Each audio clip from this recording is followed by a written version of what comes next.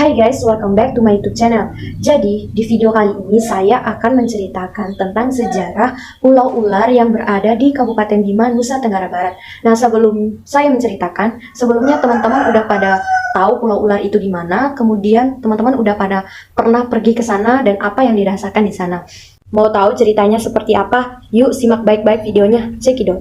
Lokasi pulau ular. Secara administratif, Pulau Ular terletak di wilayah Desa Pai, Kecamatan Wera, Kabupaten Bima, Provinsi Nusa Tenggara Barat. Waktu penyeberangan ke Pulau Ular dari Desa Pai sekitar 15 menit.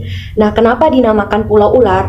Karena di pulau ini terdapat ratusan bahkan ribuan ular yang tinggal di sana, makanya dinamakan Pulau Ular, teman-teman. Ular yang tinggal di Pulau Ular ini memiliki nama Latin Laticauda colubrina, atau yang dikenal dengan bahasa Indonesia, ular ini disebut dengan ular laut erabu, guys. Ular laut erabu ini memiliki ciri khas berwarna abu-abu dan juga hitam pada tubuhnya, teman-teman. Berkepala kecil dan memiliki panjang sekitar 87 cm sampai dengan 150 cm. Penduduk setempat juga mengatakan bahwa ular di pulau ini merupakan jenis ular laut.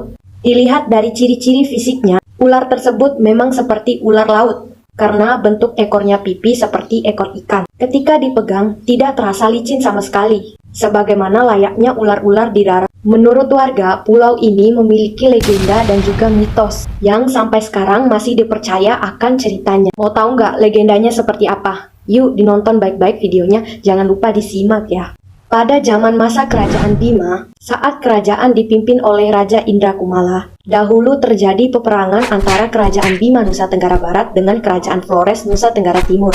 Dalam peperangan tersebut, kerajaan Bima berhasil memenangkan peperangan dan menguasai Pulau Ular serta beberapa wilayah lainnya di Flores, serta memegang penuh kerajaan Flores. Setelah sekian lama tunduk dan takluk kepada kerajaan Bima, kerajaan Flores menyusun rencana untuk memperebutkan kembali wilayahnya. Bahkan, kerajaan Flores berencana untuk bekerja sama dengan pemerintahan Belanda untuk merebut kembali kekuasaannya dengan syarat kerajaan Flores harus membayar upeti kepada pemerintahan Belanda dengan menjual seluruh hasil kekayaan sumber daya alam yang dimiliki oleh kerajaan Flores kepada pemerintahan Belanda. Wah, gak dibayangkan sih itu. Namun, sangat disayangkan karena rencana yang akan dilakukan oleh kerajaan Flores ini diketahui oleh Raja Indrakumala melalui mata-mata di Pulau Flores. Setelah itu, Raja Indrakumala mempersiapkan prajuritnya untuk menghancurkan bibit-bibit pemberontakan dan prajurit Belanda. Kemudian, kerajaan Bima melakukan pencegatan musuh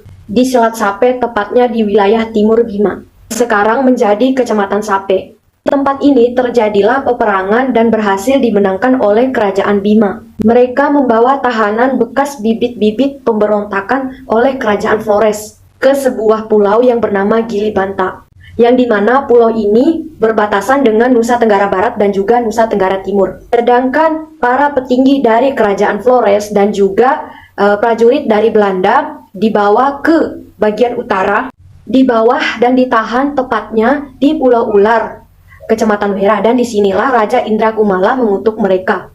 Raja Bima yang saat itu murka menghadapi kerajaan Flores mengutuk seluruh awak kapal menjadi ular dan menjadikan kapalnya menjadi batu berbentuk seperti kapal yang memiliki dua tiang yang menjadi pohon jendemawa atau pohon Kamboja yang masih hidup sampai sekarang.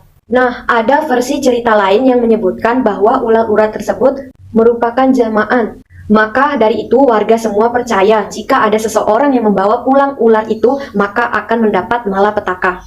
Dulunya warga sekitar takut untuk mengunjungi pulau ini, namun di era pada tahun 1960-an, banyak pemuda yang datang ke pulau ini, dan mereka juga terkejut karena mereka tidak menyangka bahwa ular tersebut tidak berbisa. Selain itu, ada legenda yang dipercaya oleh warga sekitar. Pulau ular tersebut berasal dari kapal Portugis yang terbalik. Ular-ular tersebut merupakan jelmaan manusia dari awak kapal yang terperangkap di kapal tersebut. Beberapa orang percaya dengan legenda ini karena ular tersebut tidak berbisa dan juga tidak menggigit para pengunjung yang berkunjung di Pulau Ular. Kisah legenda ini biasanya diceritakan oleh para nelayan yang berkunjung ke Pulau Ular atau Desa Pai tersebut.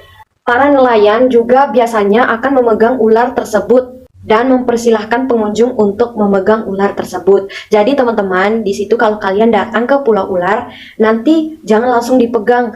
Pertama yang pegang ular tersebut haruslah warga setempat. Nah, ini entah fiktif atau fakta, sebaiknya kita menghormati dan menghargai, berlaku baik dimanapun jenis ular yang berada. Nah, untuk memegang ular ini dipercaya bahwa harus orang sekitar dulu baru pegang ular, baru kita pengunjung yang pegang ular. Nah guys, mungkin itu saja legenda yang bisa saya ceritakan. Nah, untuk teman-teman, pulau ini menyajikan panorama yang sangat menakjubkan dengan latar pemandangan utamanya yaitu Gunung Sangiang yang berselimut kabut tipis.